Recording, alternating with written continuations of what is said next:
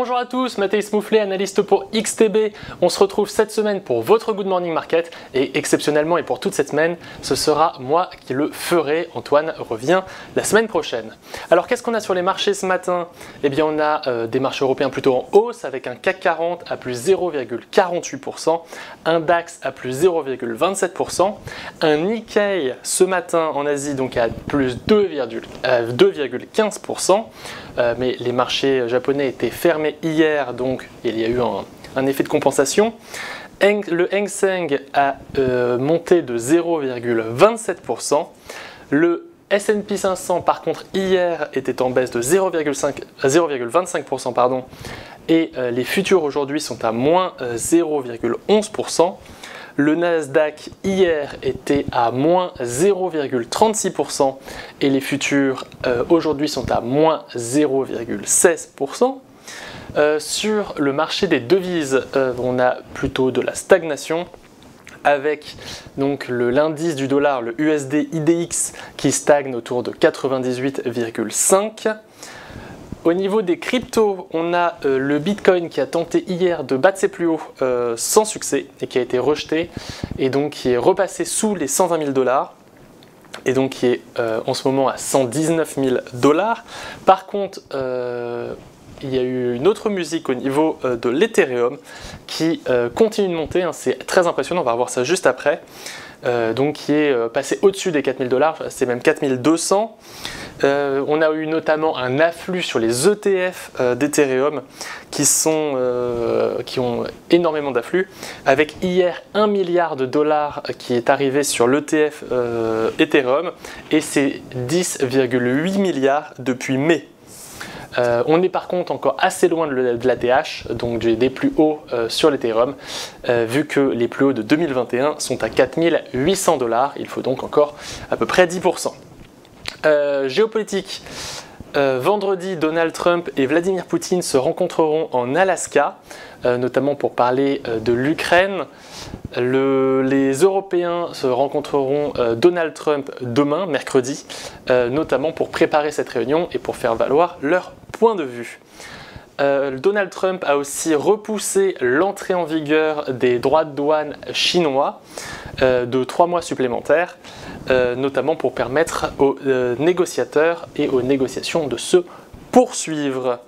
Qu'est-ce qu'on a au niveau du calendrier du jour? Eh bien, voyons ça tout de suite. Je me mets en plein écran. J'y étais déjà, excusez-moi. Donc, au niveau du calendrier du jour, on a l'IPC qui est vraiment le grand événement de la journée, voire même de la semaine. Donc, l'IPC, hein, pour rappel, c'est l'indice des prix à la consommation américain. C'est un indice extrêmement important vu que c'est l'un des indices principaux que regarde la Fed, la Réserve fédérale, pour décider de la politique monétaire des États-Unis. Donc, on attend un IPC à 2,8% annuel. Si on est en dessous,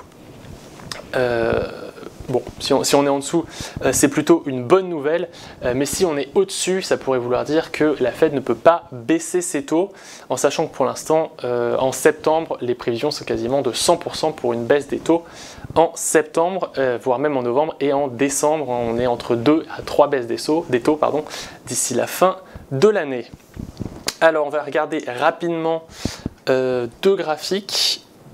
Hop, je me mets en plein écran. Donc on va commencer par le Nikkei, vu qu'on a eu une belle hausse aujourd'hui. Et donc on a globalement une Golden Cross qui s'est faite ici, donc en H4 vers le 6 août. Et depuis, on a une tendance haussière qui se poursuit. On a rebondi ici sur la moyenne mobile à 10 jours. Et on continue, donc pour l'instant, plutôt haussier au niveau du Nikkei. Au niveau du Bitcoin, c'est un peu moins joli, disons. Donc on a quand même une tendance haussière qui s'est faite là après une longue stagnation sous les plus hauts. Mais c'est plutôt à mettre en parallèle avec ce que je voulais vous montrer par rapport à l'Ethereum, où là c'est, comme Antoine dirait, une fusée.